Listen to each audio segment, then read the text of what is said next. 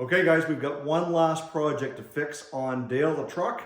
Well, maybe two before we put it away for winter, so we're doing that today.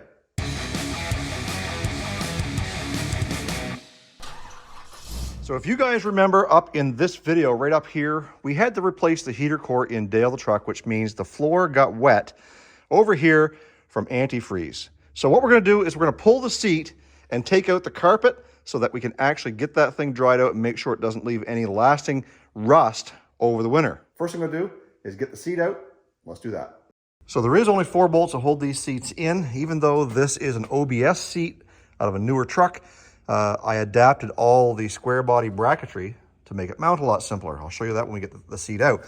So there's 2 9/16 in the front. There's one here, one over on the other side. Then we'll slide the seat forward. There's 2 more in the back of the brackets on each side. Let's do it.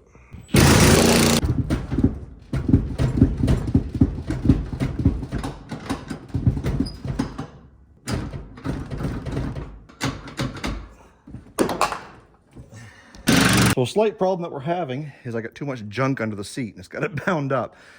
When I pull the lever over there, it will release. If I pull it over here separately, it will release. I can't get them both to go at the same time, so I've got to reach underneath here, pull the thing, the latch, and get this to slide separately so I can get the ratchet in there.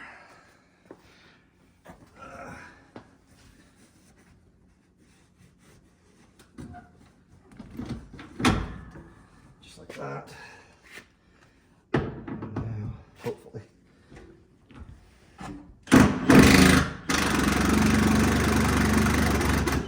Now the fun job comes to manhandle this out of here all by myself.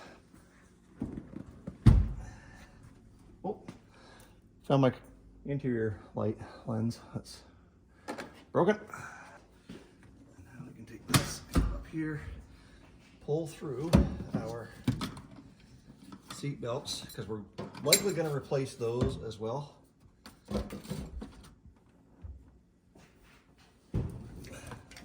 With some modern OBS seat belts that make it a little bit easier to latch. These ones here, you can't reach over and plug them into the buckle one-handed because down here where they buckle in, it's flimsy, it's not rigid at all. So you got to use one hand to hold it, one hand to put it in and plug it, and becomes a little bit of a nuisance.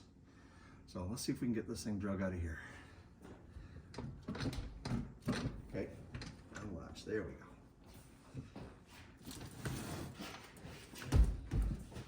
See how much junk we drag out of here with us. Oh my soul, that's embarrassing.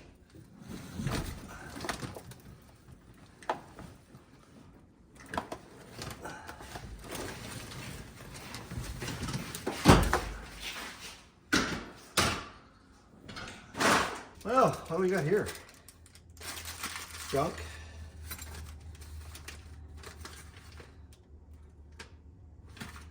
Junk. Oh. Rock Auto, one for the beer fridge. So now that we've got the seat out of the truck, I wanted to show you how I converted very quickly the square body seat belt, the square body seat brackets, the bench seat brackets, to this OBS frame. And some of you guys are asking, I use the term OBS. I did when I built this seat, and a lot of you guys don't know what OBS stands for. For the Chevrolets, it's the 88 to 98 Chevy trucks. Today, we call them OBS because it's old body style. Back then, I believe they were called GMT 400s, I think. And then after that, they become GMT 800s. If I'm not correct, I'm sure there's somebody in the comments that will correct me on that. Anyways, let's take a look at the seat. So this is the driver's side. This is the back of the seat. And as you can see, I reused one of the existing bolts here. On this side, I had to drill a hole in the seat frame. There was already a hole in the bracket, and I put a 3/8 nut and washer, lock washer on there to hold it back here. That pretty much lined it up exactly where we needed to be. Where we ran into issues was on the OBS seat, the mounting hole was here, and on the square body, I had to build a bracket. So this is just a piece of angle iron, again, with a 3/8 nut and bolt in through there, the lock washer, and I just cut a small little section and welded the square body bracket to that piece of angle iron. That gave us the structure that we needed. I repeated the same thing on the other side. That gave us our distance. Again, I'm gonna link that video up in here. If you guys haven't seen it yet, make sure you go watch that. Because if you want to put a more comfortable seat in your square body truck, it's just a bench seat out of a work truck. It's made of the heavy duty fabric, so it doesn't wear as bad. You can tell by right here. That's not all worn to pieces like they would be on a vinyl seat. And I've got all the seat belts that will come with it, which we'll install in the spring when we go to put this seat back in. In the meantime, we've got to get the carpet out. And that means we got to get all of our junk out of here. We've got to take our seat belts off here, as well as get all of our trim pieces along the bottom taken off here. So I'm going to set up a time lapse so you guys can watch me struggle with that.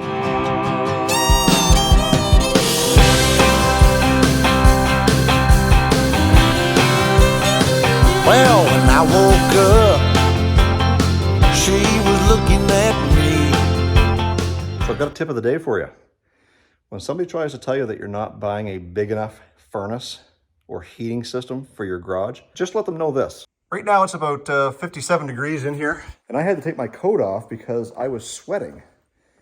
And I don't know about you, but you do not need your work area to be 75 degrees warm any time of the year when you're working, because you're going to work up a sweat no matter what. You saw in that time lapse that we managed to get the seat belts all pulled out, with the exception of these retractor pieces, because there's a bolt in the inside that you got to get a wrench on, and then there's this like big T50 on the inside that you got to hold it when you're loosening those up. So we will get those out of there, but I'm not in too much of a hurry right now. They're not really in the way. So right now we're just going to remove the Phillips head screws that are all along this aluminum trim piece on both sides. And we should be able to yank that carpet out of there, hopefully with no issues. So I'm going to get that done, be right back. So one thing I did forget about removing the carpet is that in my truck, these two little 8mm or 5/16 bolts are still there with the big flat washers, and those help hold that carpet in place. Most of these are completely gone in these square bodies because either the floor is rotten, there's no carpet at all, but on this truck there was one of those cardboard storage insulators that kind of tucked up underneath the ribs here. That's long gone. But anyways, when I installed the carpet, I must have put those back in. So we got to take those out. And remember where I put those to put them back in. Okay, so the carpet's now out. This is the driver's side. This is the passenger side. And the easiest way to tell where most of the moisture was when you have a leaky heater core is look for the discoloration in the carpet. You can see it was kind of dripping down here, but it was settling down in this channel the whole way back where that trim is, and it is still wet. Antifreeze will corrode. So we've got to get this cleaned up and let it dry. That's probably not going to hurt anything, but in an effort to keep the inside of this truck quiet, which for the most part it is, we put sound deadener all throughout the floor, plus we doubled up on the actual insulation up here. The leading edge of this is soaked. So we're gonna have to get that out. And if I remember correctly, yep, I glued it down. So what I might do is I might take my knife and cut out the wet section and rip that off, and then I get some new stuff and fill that in there once we get everything all dried out. The other thing you wanna do is you wanna make sure that there's no standing water or antifreeze down in this channel, because if it is, it's gonna rot it out prematurely. So looking in here, we've just got the original seam sealer. It is a little bit wet, but it'll dry out over time. My big thing was getting it dried out before I put it away for winter, because that gives it all winter to sit over in the corner and potentially rot out the floorboards. So we're doing this now so that everything has a chance to dry. We're going to cut out that piece of underlay and see if we can't either get that dried out. If we have to replace it, we'll replace it. It's pretty cheap, so don't cheap out on putting a wet piece back in. So the last thing that we've got to do is get these seatbelt retractors out. And again, in the spring, we'll get them replaced with the OBS seatbelt receptacles and everything here. And it shouldn't be too much of an issue because they should mount up the same way. The only thing is we may have some difference in bolt sizes, but we'll deal with that when the time comes. In the meantime, I've got to see if I can manhandle this seat back into the truck so that we actually have a place to sit when we drive it over into the corner. And we'll clean up my mess, and that should be it for that.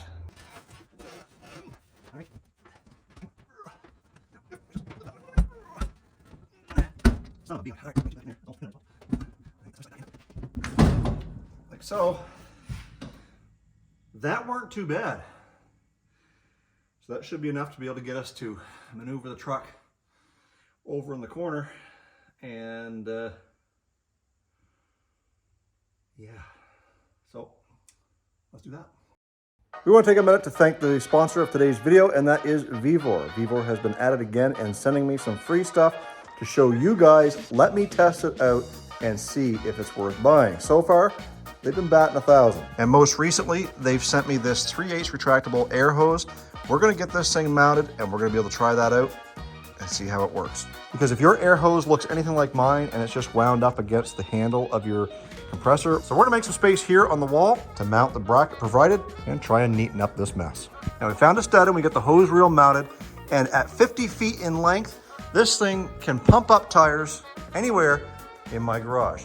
All the way over in the corner if there was a vehicle sitting there, or I could just simply go out the door. And because it's retractable, putting it away is simple.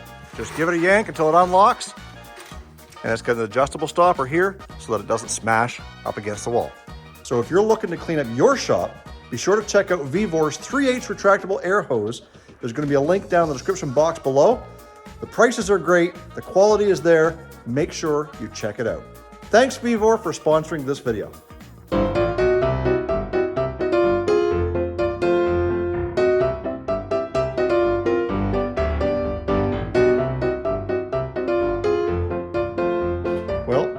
I guess leaving the doors open with the dome light on for too long is probably too much on the battery. Dale's not going to start, so we're going to get it on charge, and I'll be right back.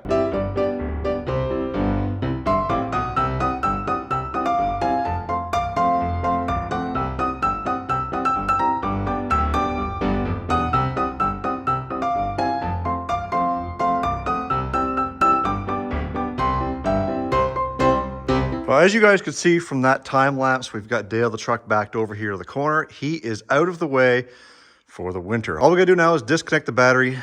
And we come over here, we got the Yugo, moved out of the way, gives us plenty of room for operations over here. This car certainly takes up a lot less space than Dale the truck. However, we still have parts laying all over the garage. We've got the 2 strut towers and front spindles here. We've got an extra transmission. We've got the control arms and spindles off of the Toyota. Over here, we've got an extra engine. This is the original engine that came out of the Yugo. We've got a miter saw and some spare wheels and tires. We've also got the engine that's going into the Yugo. We've also got some parts laying around all over the place. I mean, obviously the pool table is not even usable. We got to get some extra room cleared up for some of this stuff so that we can make use of this corner as well as still be able to walk around the car and use it the way we're supposed to. This extra bay right here, this is where my wife is going to be parking her vehicle for the winter, so it's out of the weather. One less vehicle that we got to clean off, and she doesn't have to worry about scraping the windows. So we are slowly and surely getting ready for winter so that we can get back to work on the Yugo and hopefully have something by spring that we can actually drive out of those garage doors. Thank you guys so much for sticking with the channel. We are making our way very, very rapidly up to 22,000 subscribers. And it's all thanks to you guys because, well, you're hitting that button. If you haven't done it yet, please consider going down and hitting it now. It's free. It doesn't cost you anything. The reason why we have subscription buttons is so that you get notified when I upload great videos. Also, if you're not following me over on Instagram, TikTok, Facebook, I'm on all those platforms. I post every day.